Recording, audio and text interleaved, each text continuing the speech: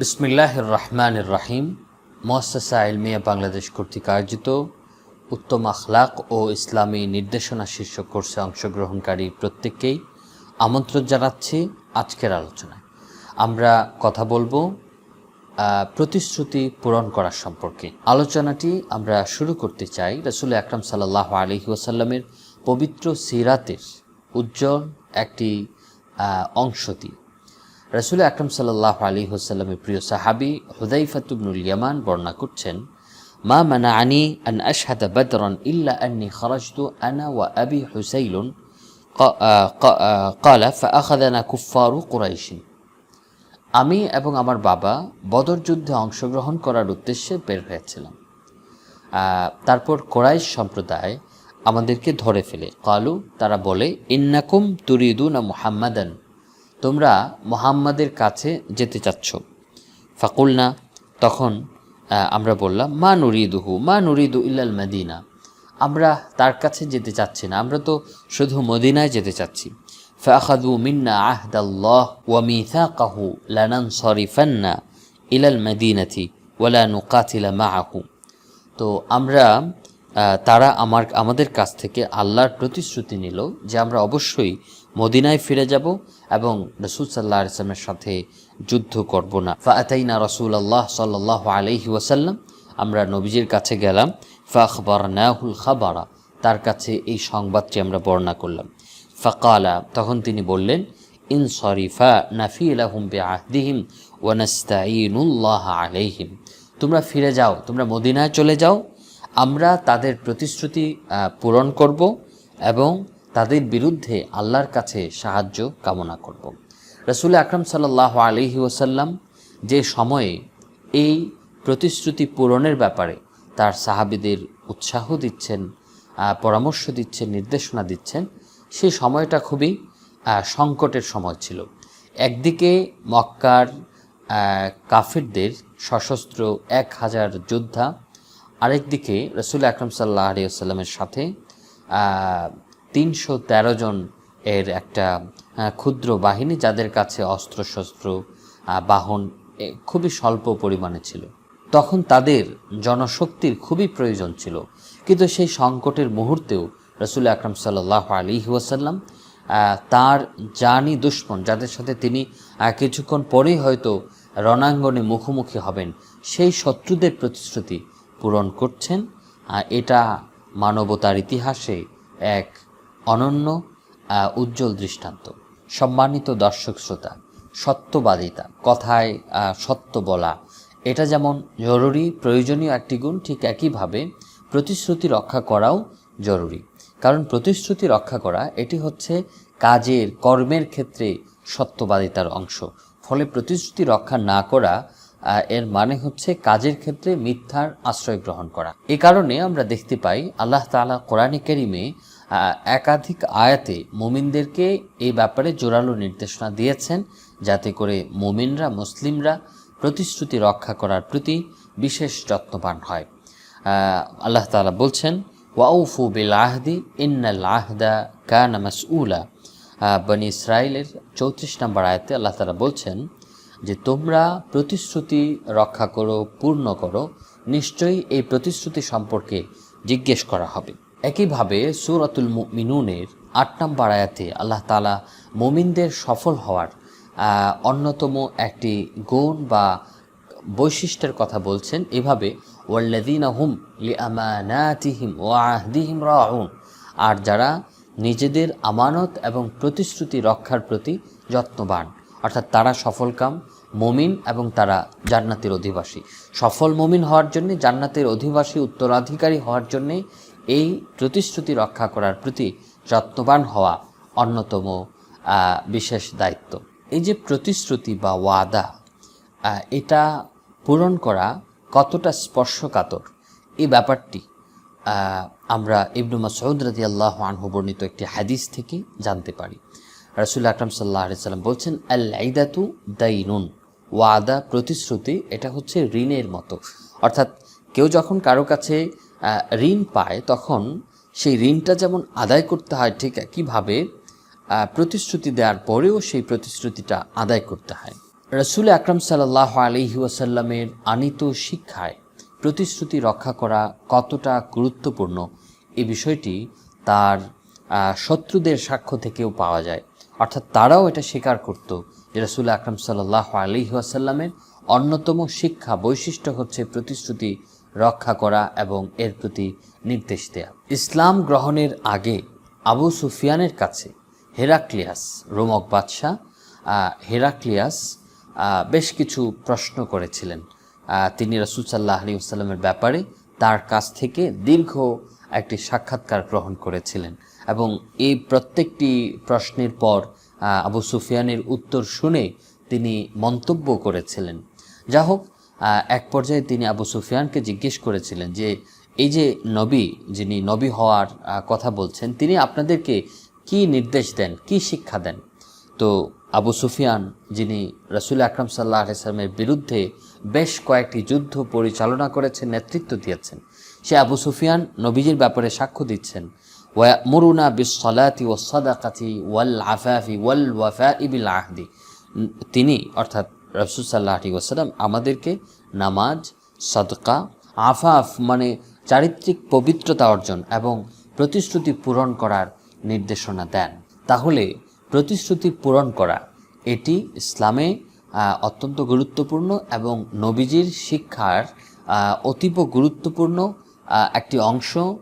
এমনকি তার শত্রুরা পর্যন্ত এই শিক্ষার কথা জানতেন এবং বলতেন। সূরা বনী ইসরাইলের যে আয়াতটি আমরা উল্লেখ করেছি, এখানে আল্লাহ তাআলা বলেছেন ওয়াউফু বিল আহদ ইন্নাল আহদা কানা মাসউলা।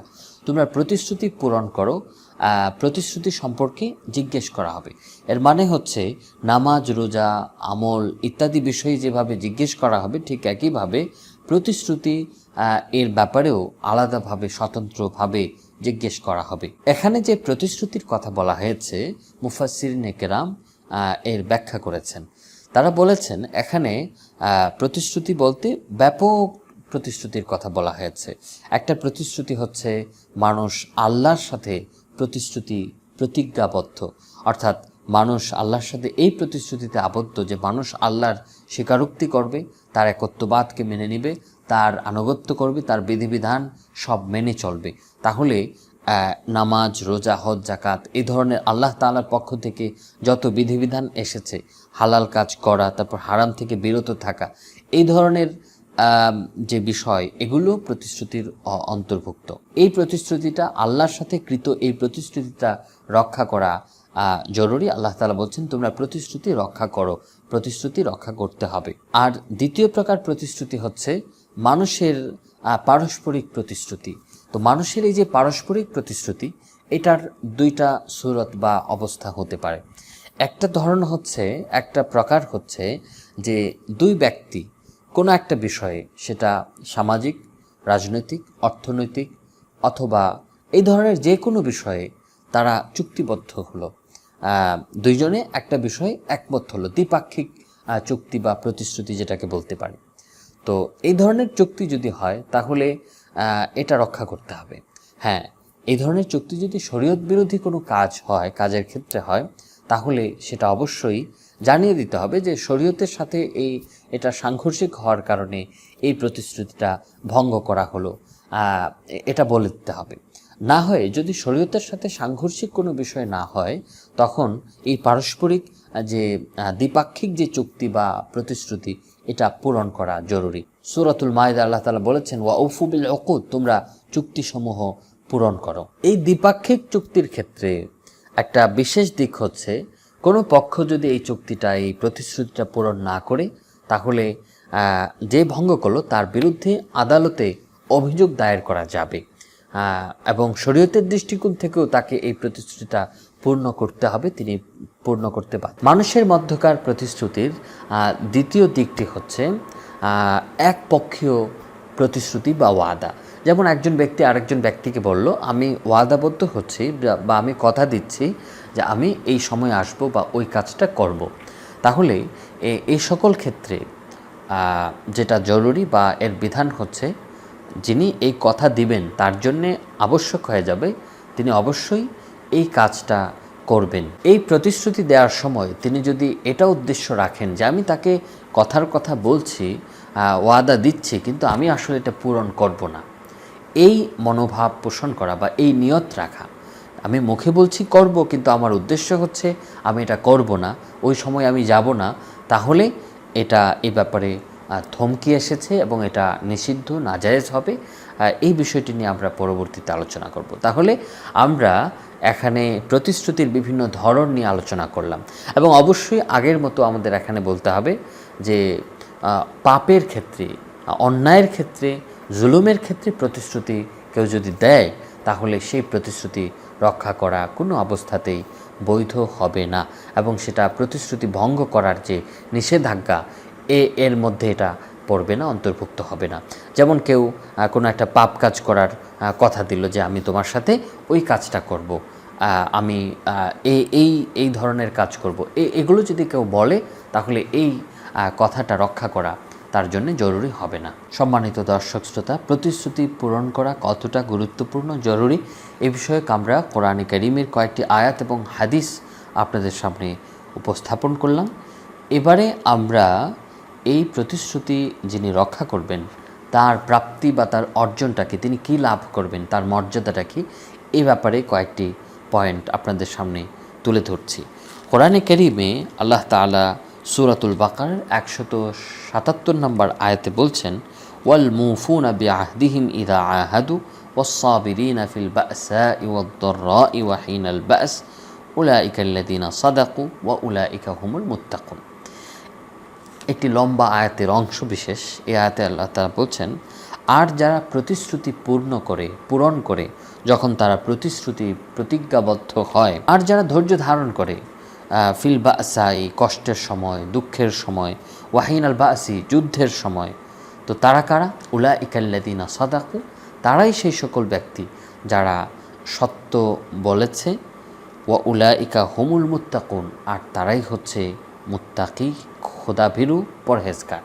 এই আয়াতে মূলত আল্লাহ তাআলা পুণ্য কাজের, ভালো কাজের, সৎ কাজের একটা লিস্ট, একটা তালিকা বর্ণনা করছেন। তাহলে এই আয়াত থেকে প্রতিশ্রুতি রক্ষা করার 3টি বিষয় প্রমাণিত হয়। এটি বিশেষ একটি পুণ্যের কাজ, দ্বিতীয় হচ্ছে এটি সত্যবাদী ব্যক্তিদের বিশেষ গুণ, তৃতীয় বিশেষ বৈশিষ্ট্য হচ্ছে যে এটি মুত্তাকিদের জন্য অপরিহার্য একটি বিষয়।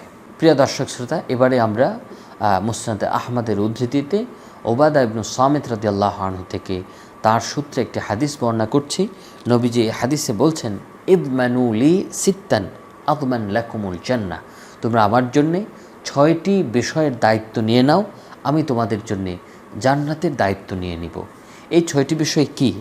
এর মধ্যে একটি হচ্ছে ওয়াউফু, দ্বিতীয়টি হচ্ছে ওয়াউফু ইদা ওয়াদতুম, যখন তোমরা ওয়াদা দিবে, যখন তোমরা প্রতিশ্রুতি দিবে, কারোর সাথে প্রতিশ্রুতিবদ্ধ হবে, তখন তোমরা আউফু, সেই প্রতিশ্রুতিটা পূর্ণ করো। মুস্তাদরাকে হাকিমে এই প্রতিশ্রুতি রক্ষা করা এর আরেকটি বিশেষ দিক আল্লাহ রাসূল সাল্লাল্লাহু আলাইহি ওয়াসাল্লাম বর্ণনা করেছেন। নবীজি বলেন, হুসনুল আহদি মিনাল ঈমান, উত্তমভাবে প্রতিশ্রুতি পূরণ করা হচ্ছে ঈমানের বিশেষ অংশ। তাহলে পরিপূর্ণ মুমিন হওয়ার জন্যে, ঈমানকে সঠিকভাবে ধারণ করার জন্যে উত্তমভাবে প্রতিশ্রুতি পূর্ণ করা আবশ্যকীয় একটি বিষয়। কারণ এই প্রতিশ্রুতি পূর্ণ করাকে ঈমানের অংশ সাব্যস্ত করা হচ্ছে। আয়েশা রাদিয়াল্লাহু আনহা বর্ণিত আরেকটি হাদিসে যারা প্রতিশ্রুতি পূর্ণ করে তাদেরকে খিয়ারু ইবাদিল্লাহ বা শ্রেষ্ঠ বান্দা হিসেবে বর্ণনা করা আছে। আয়েশা রাদিয়াল্লাহু আনহা বর্ণনা করছেন, নবীজি বলেন, ইন্না খিয়ারা ইবাদিল্লাহ আল মুফুন, আল্লাহর শ্রেষ্ঠ বান্দা হচ্ছে তারা যারা প্রতিশ্রুতি পূর্ণ করে। এজন্য আমরা দেখি সাহাবায়ে কেরাম রাদিয়াল্লাহু আনহুম আজমাইন রাসূল আকরাম সাল্লাল্লাহু আলাইহি ওয়াসাল্লামের কাছ থেকে তারা প্রতিশ্রুতি পূর্ণ করার এই অনুপম শিক্ষাটি নিজেদের জীবনে সর্বোত্তমভাবে ধারণ করেছিলেন এবং নবীজি সাল্লাল্লাহু আলাইহি সাল্লামের ওয়াফাতের পরেও তারা বিভিন্ন সময়, সঙ্গীন মুহূর্তে, যুদ্ধের সময়ও এই প্রতিশ্রুতি পূরণের প্রতি যত্নবান হয়েছেন। এবং এ সম্পর্কে অসংখ্য ঘটনা সাহাবায়ে কেরাম রাদিয়াল্লাহু আনহুম আজমাইন থেকে ইতিহাসের কিতাবে, হাদিসের কিতাবে বর্ণিত হয়েছে। প্রিয় দর্শক শ্রোতা, এবারে আমরা আলোচনা করব যে এই প্রতিশ্রুতি ওয়াদা কেউ যদি পূরণ না করে এটাকে নিজের অভ্যাস হিসেবে গ্রহণ করে নেয়, তাহলে এর কি ভয়াবহ পরিণতি হতে পারে, কোরআন এবং হাদিসে এই বিষয়ে কী সাবধানবাণী উচ্চারণ করা হয়েছে, এই বিষয়টি নিয়ে আমরা সংক্ষেপে কয়েকটি পয়েন্ট তুলে ধরব। প্রথম যে বিষয়টি তা হচ্ছে সূরাতুল আনফালের 55 নম্বর আয়াতে আল্লাহ তাআলা এই বিষয়ে বলেছেন, ইন্না শাররাদ দাওয়াবি ইনদাল্লাহিল্লাযীনা কাফারু ফাহুম লা ইউমিনুন।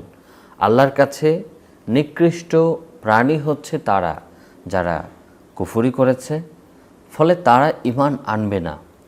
আল্লাযীনা আহাদতা মিনহুম সুম্মা ইয়ানকুযুনা আহদাহুম ফি কুল্লি মাররা। তারা কারা? যাদের সাথে আপনি প্রতিশ্রুতিবদ্ধ হয়েছেন, তারপর তারা প্রতিবার তাদের প্রতিশ্রুতি ভঙ্গ করে। ওয়াহুম লা ইয়াত্তাকুন, এবং তারা ভয় করে না। এই আয়াতে স্পষ্টত যে বিষয়টা বলা হলো তা হচ্ছে এই প্রতিশ্রুতি দিয়ে সেটা রক্ষা না করা, কথা দিয়ে কথা না রাখা, এটা মুমিনদের কাজ নয়, বরং এটা যারা কাফের তাদের স্বভাব এবং তাদের বৈশিষ্ট্য। এই প্রসঙ্গে দ্বিতীয় বিষয়টি হচ্ছে আনাস ইবনে মালিক রাদিয়াল্লাহু আনহু বর্ণিত একটি হাদিসে রাসূল আকরাম সাল্লাল্লাহু আলাইহি ওয়াসাল্লাম বলেছেন, লা ঈমানা লিমান লা আমানাতা লাহ ওয়ালা দীনা লিমান লা আহদা লাহ। মুসনাদে আহমদে বর্ণিত এই হাদিসের ভাষ্য হচ্ছে, যার মধ্যে আমানতদারিতা নেই তার মধ্যে ঈমান নেই, আর যার মধ্যে প্রতিশ্রুতি পূরণ করার গুণ নেই তার ধার্মিকতা, তার ধর্ম নেই। তাহলে প্রতিশ্রুতি পূর্ণ করা, এটার সাথে ধার্মিকতার এক জোরালো সম্পর্ক রয়েছে। রাসূল আকরাম সাল্লাল্লাহু আলাইহি ওয়াসাল্লাম তো স্পষ্টভাবে নাকচ করে দিচ্ছেন যে প্রতিশ্রুতি যে পূরণ করে না তার কোনো ধর্মই নেই, সে ধার্মিকই নয়। এ প্রসঙ্গে তৃতীয় কথাটি হচ্ছে রাসূল আকরাম সাল্লাল্লাহু আলাইহি ওয়াসাল্লাম প্রতিশ্রুতি পূরণ করা একে মুমিনদের বিশেষ বৈশিষ্ট্য হিসেবে আখ্যায়িত করেছেন। অপরদিকে এটা তুলে ধরেছেন যে এই প্রতিশ্রুতি পূরণ না করা এটা হচ্ছে মুনাফিকদের খাসলাত বা বৈশিষ্ট্য। আব্দুল্লাহ ইবনে আমর রাদিয়াল্লাহু আনহুমা বর্ণিত একটি হাদিসে নবীজি বলছেন, আরবাউন মান কুন্না ফিহি কানা মুনাফিকান খালিসান ওয়া মান কানাত ফিহি খাসলাতুন মিনান নিফাকি হাত্তা ইয়াদআহা। চারটি বিষয় এমন আছে, এই চারটি বিষয় যার মধ্যে পাওয়া যাবে সে খালেস, প্রকৃত খাঁটি মুনাফিক হয়ে যাবে। আর যার মধ্যে এই চারটার কোনো একটা পাওয়া যাবে তার মধ্যে নেফাকির একটি স্বভাব পাওয়া যাবে। যতক্ষণ না সে এগুলো ছেড়ে দেয় ততক্ষণ পর্যন্ত তার মধ্যে এই মুনাফিকের স্বভাব থেকে যাবে। আমরা জানি যে ইসলামের দৃষ্টিতে নেফাক এবং মুনাফিক অত্যন্ত জঘন্য একটা ব্যাপার, এবং সাধারণ যে কাফের অবিশ্বাসী তাদের চেয়েও বড় জঘন্য এবং নিন্দনীয় একটি বিষয় হিসেবে কোরআন ও হাদিসে এদেরকে উদ্ধৃত করা হয়েছে, বর্ণনা করা হয়েছে। তো এই চারটি বৈশিষ্ট্য কি বা বিশেষ দিক কি? চারটি দিক হচ্ছে, ইদা হাদ্দাথা কাযাবা, যখন কথা বলে মিথ্যা বলে, ওয়া ইদা আহাদা গাদারা, কারোর সাথে পারস্পরিক চুক্তি করলে খেয়ানত করে, গাদারা বিশ্বাসঘাতকতা করে, ওয়া ইদা ওয়াদা আখলাফা, প্রতিশ্রুতি দিলে সেটা ভঙ্গ করে, ওয়া ইদা খাসামা ফাজারা, আর যখন কারোর সাথে বিতণ্ডায় লিপ্ত হয় তখন পাপাচারে লিপ্ত হয়। সহিহ বুখারী, সহিহ মুসলিমে এই হাদিস বর্ণিত হয়েছে। এই হাদিস থেকে আমরা বা মুনাফিকদের যে বিশেষ আলামতের কথা বলা হয়েছে, দুটি বিষয় এখানে উঠে এসেছে যেটার সাথে আমাদের এই আলোচনার সম্পর্ক। ইদা আহাদা গাদার, যখন চুক্তিবদ্ধ হয় তখন বিশ্বাসঘাতকতা করে, যখন ওয়াদা করে তখন সেই ওয়াদাটা ভঙ্গ করে। প্রতিশ্রুতি ভঙ্গ করার, কথা দিয়ে কথা না রাখার চতুর্থ যে ক্ষতি রাসূল আকরাম সাল্লাল্লাহু আলাইহি ওয়াসাল্লাম তুলে ধরেছেন, আনাস ইবনে আব্বাস রাদিয়াল্লাহু আনহুমা বর্ণিত একটি হাদিস, নবীজি বলছেন, মা নাকাদা কওমুন আল আহদা ইল্লা সাল্লাতা আলাইহিম আদুওয়াহুম। যে সম্প্রদায় প্রতিশ্রুতি ভঙ্গ করবে, চুক্তি ভঙ্গ করবে, আল্লাহ তাআলা তাদের উপর তাদের শত্রুকে চাপিয়ে দিবেন তাদের উপর তাদের শত্রুকে বিজয়ী করে দিবেন, ক্ষমতাবান করে দিবেন। প্রতিশ্রুতি ভঙ্গ করার পঞ্চম যে ক্ষতি, সেটা আমাদের অভিজ্ঞতায় আমরা দেখি, তা হচ্ছে কেউ যদি কথা দিয়ে কথা না রাখে, তাহলে যার সাথে এই ঘটনাটা ঘটলো তার সাথে তার সম্পর্কটা ছিন্ন হয়ে যাবে। সেই বন্ধুত্বে যদি থাকে তাহলে সেটা শত্রুতায় পরিণত হবে, ঘৃণা বাড়বে এবং এখান থেকে আরও বিভিন্ন ধরনের পাপ, বিভিন্ন ধরনের অপরাধের জন্ম নেবে। গীবত বাড়বে, হিংসা বিদ্বেষ বাড়বে এবং পারস্পরিক শ্রদ্ধাবোধ থাকবে না। এই ধরনের আরও বিভিন্ন বিষয় রয়েছে যেগুলো এক একটি অপরাধ আপন আপন জায়গায় অত্যন্ত ভয়াবহ এবং যেগুলোর সূত্র বা সূচনা হচ্ছে এই প্রতিশ্রুতি রক্ষা না করা, কথা দিয়ে কথা না রাখা। এবারে প্রতিশ্রুতি রক্ষা করার সাথে সংশ্লিষ্ট আরও কয়েকটি দিক আপনাদের সামনে তুলে ধরছি। প্রথম বিষয়টি হচ্ছে যে অনেক সময় আমরা শিশুদের সাথে প্রতিশ্রুতি দেই, শিশুদেরকে আমরা ওয়াদা দিই যে তুমি যদি এই কাজটা করো তাহলে আমি তোমাকে এই দিব, ওই দিব, এই ধরনের কথা আমরা তাদেরকে দিই। তো এক্ষেত্রে মনে রাখতে হবে যে একজন বয়স্ক মানুষ কিংবা প্রাপ্তবয়স্ক মানুষ, তার সাথে আমরা যেমন প্রতিশ্রুতি দিলে আমাদেরকে সেটা রক্ষা করতে হয়, এমনি এমনি আমরা প্রতিশ্রুতি দিতে পারি না। এটা শিশুদের ক্ষেত্রেও প্রযোজ্য। হ্যাঁ, শিশুদেরকেও আমরা যদি কোনো প্রতিশ্রুতি দেই তাহলে এই প্রতিশ্রুতি আমাদেরকে রক্ষা করতে হবে। আমরা যদি সেটা ইচ্ছাকৃতভাবে ভঙ্গ করি, প্রতিশ্রুতি রক্ষা না করি, তাহলে গুনাহ হবে। দ্বিতীয় যে বিষয়টি, যে আমরা যদি সেটা রক্ষা না করি তাহলে একদিকে তো প্রতিশ্রুতি ভঙ্গ করার কারণে গুনাহ হচ্ছেই, আবার শিশুদেরকে প্রতিশ্রুতি ভঙ্গ করতে শেখানো হচ্ছে এবং তাদেরকে শেখানো হচ্ছে যে কথা দিয়ে কথা রাখাটা খুব একটা জরুরি বিষয় নয়। তারা এখান থেকে এই শিক্ষা পাবে। এজন্য একই সাথে শিশুদেরকে ভুল শিক্ষা দেয়া বরং বিপথগামী করা, বিপথে পরিচালিত করা, এর গুনাহ এর সাথে জড়িত হয়ে যাবে। রাসূল আকরাম সাল্লাল্লাহু আলাইহি ওয়াসাল্লামের সিরাতেও, তার শিক্ষাতেও আমরা এই বিষয়টি পাই যে রাসূল সাল্লাল্লাহু আলাইহি ওয়াসাল্লাম এক মহিলা সাহাবীকে বলেছিলেন, যিনি তার ছেলেকে ডাকছিলেন, কাছে নিয়ে আসতে চাচ্ছিলেন এবং কিছু দেয়ার প্রতিশ্রুতি দিচ্ছিলেন, কথা দিচ্ছিলেন। তো নবী সাল্লাল্লাহু আলাইহি ওয়াসাল্লাম জিজ্ঞেস করলেন যে তুমি কি আসলেই তাকে এটা দিবে? তখন তিনি বললেন, হ্যাঁ, আমার হাতে খেজুর আছে, আমি তাকে এটা দিব। তো রাসূল সাল্লাল্লাহু আলাইহি ওয়াসাল্লাম বলছেন যে তুমি যদি না দিতে তাহলে তোমার ব্যাপারে, তোমার বিরুদ্ধে, বিপক্ষে একটা গুনাহ, একটা মিথ্যা লেখা হতো।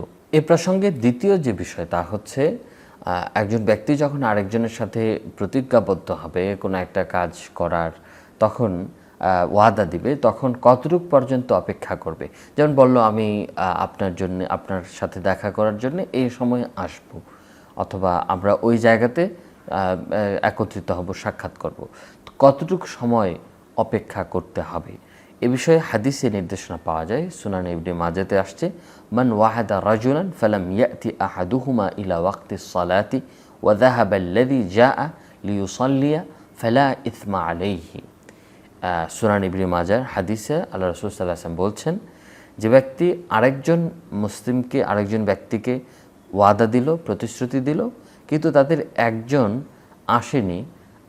আসলো না ইলা ওয়াক্তিস সালাতি, নামাজের সময় পর্যন্ত, অর্থাৎ কোনো সময় গেল, তো নামাজের সময় হয়ে গেল, সময় হয়ে যাওয়ার পরেও যার সাথে যে প্রতিশ্রুতি দিয়েছিল সে আসেনি। ওয়া যাহাবা আল্লাযী জাআ লিইউসাল্লিয়া, আর যিনি এসেছেন তিনি নামাজ পড়ার উদ্দেশ্যে চলে গিয়েছেন, ফালা ইসমা আলাইহি, তাহলে যিনি চলে গিয়েছেন তার কোনো গুনাহ হবে না।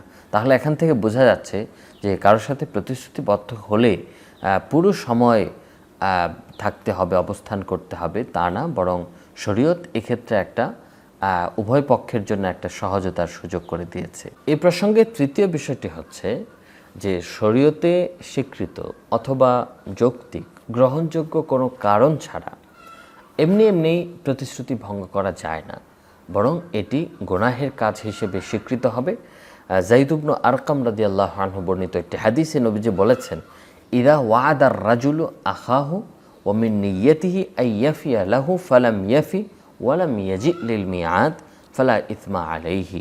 নবীজি বলছেন যে যখন কোনো ব্যক্তি তার ভাইকে প্রতিশ্রুতি দেবে আর তার নিয়ত হচ্ছে যে সে তার প্রতিশ্রুতি পূর্ণ করবে, কিন্তু সে প্রতিশ্রুতিটা পূর্ণ করেনি, ব্যাখ্যাকারগণ লিখেছেন বাজলুল মাজহুদ সহ অন্যান্য ব্যাখ্যা গ্রন্থেও এসেছে যে আইলি উযরিন, অর্থাৎ কোনো উজরের কারণে, কোনো সমস্যার কারণে, অসুবিধার কারণে সে এই প্রতিশ্রুতিটা পূর্ণ করতে পারেনি এবং নির্দিষ্ট সময়ে আসতে পারেনি, তাহলে তার কোনো গুনাহ নেই। তাহলে এখান থেকে বোঝা গেল যে প্রতিশ্রুতি যখন দিচ্ছে তখন তার নিয়তটা অবশ্যই এটা থাকতে হবে যে আমি প্রতিশ্রুতি পূর্ণ করব, কিন্তু কোনো কারণে যদি সে পূর্ণ করতে না পারে তাহলে এ কারণে গুনাহ হবে না। এক্ষেত্রে যদি সমস্যা যেটা সেটা হলো যখন কথা দিচ্ছে তখনই যদি তার এই নিয়ত থাকে যে আমি তার সাথে এমনি কথা দিচ্ছি, আমি তার কথাটা পূর্ণ করব না, এই ধরনের যদি নিয়ত থাকে তাহলে সেটা ভয়াবহ গুনাহের কাজ হবে এবং মুনাফিকের আলামত হবে। আর প্রতিশ্রুতি দেওয়ার পরে সে প্রতিশ্রুতি দিল, তার নিয়ত হচ্ছে যে প্রতিশ্রুতি পূর্ণ করবে, কিন্তু ওজরের কারণে করতে পারেনি, তখন সেটা গুনাহের কাজ হবে না। এখানে একটা গুরুত্বপূর্ণ প্রশ্ন হচ্ছে, এই যে মানুষ প্রতিশ্রুতি দেয় তারপর সেটা ভঙ্গ করে, এর পেছনে কী কারণ রয়েছে, কেন মানুষ এটা করে? তো এক্ষেত্রে বেশ কিছু কারণ রয়েছে। এর মধ্যে একটা কারণ হচ্ছে যে মানুষ যখন কথা দেয়, প্রতিশ্রুতি দেয়, তখন সে তার সাধ্যের কথা, তার সামর্থ্যের কথা চিন্তা করে না, আমি এই কাজটা করতে পারবো কি পারবো না, এটা সে বিবেচনায় না রেখেই সে কথা দিয়ে দেয়, না বুঝিয়ে দিয়ে দেয়, ফলে সেটা পূর্ণ করতে পারে না। দ্বিতীয় যে বিষয়টি সেটা হচ্ছে যে প্রতিশ্রুতি এমনি এমনি দিয়ে দিচ্ছে, কিন্তু এটা পূর্ণ করার ব্যাপারে, পূরণ করার ব্যাপারে তার কোনো আগ্রহ নেই। এটা কেন হয়? কারণ সে প্রতিশ্রুতি ভঙ্গ করা কতটা ভয়াবহ, কতটা জঘন্য একটা ব্যাপার, এই ব্যাপারে তার ধারণা নেই। তৃতীয় আরেকটা কারণ হচ্ছে যে প্রতিশ্রুতি দিলাম, কিন্তু সেটা যদি আমার স্বার্থ সংশ্লিষ্ট না হয়, তখন স্বার্থের কথা চিন্তা করে, অর্থাৎ আমি যদি এই কথাটা পূরণ করি তাহলে আমার কি হবে, কি লাভ হবে, অর্থাৎ ব্যক্তি স্বার্থকে প্রাধান্য দেয়া, এটাও প্রতিশ্রুতি ভঙ্গ করার অন্যতম একটা কারণ। তাহলে প্রতিশ্রুতি রক্ষা করা এটা কিভাবে সম্ভব? এটা সম্ভব হচ্ছে যে আমরা যখন কোনো কাজ করার কথা দিব, প্রতিশ্রুতি দিব, তখন আমি চিন্তা করব যে এই কাজটা আমার পক্ষে করা সম্ভব কি সম্ভব না। আমি এই বিষয়টা বিবেচনা না রেখে যাকে যখন ইচ্ছা যে বিষয়ে চাই মনে হলো আমি একটা কথা দিয়ে দিলাম, এটা যেন না হয়। হ্যাঁ, এটা যদি আমরা নিশ্চিত করতে পারি তাহলে আমরা অনেক ক্ষেত্রে প্রতিশ্রুতি রক্ষা করতে পারবো। আর দ্বিতীয় যে বিষয়টি সেটা হচ্ছে প্রতিশ্রুতি পূর্ণ করার যে বিপুল সওয়াবের কথা আসছে, এবং এটা উত্তম আখলাকের একটা গুরুত্বপূর্ণ অংশ, মুমিনদের একটা আবশ্যকীয় গুণ। এই বিষয়গুলো যদি আমরা চিন্তা করি এবং এর জন্য আল্লাহ তাআলা তার রাসূলের পক্ষ থেকে বিশাল ঘোষণা এসেছে, পুরস্কারের প্রাপ্তি এবং মর্যাদার কথা এসেছে, এই বিষয়গুলো আমরা যদি সামনে রাখি তাহলে আমাদের জন্য প্রতিশ্রুতি পূর্ণ করাটা সহজ হয়ে যাবে। আল্লাহ তাআলা আমাদেরকে সেই তৌফিক দান করুন, আমিন।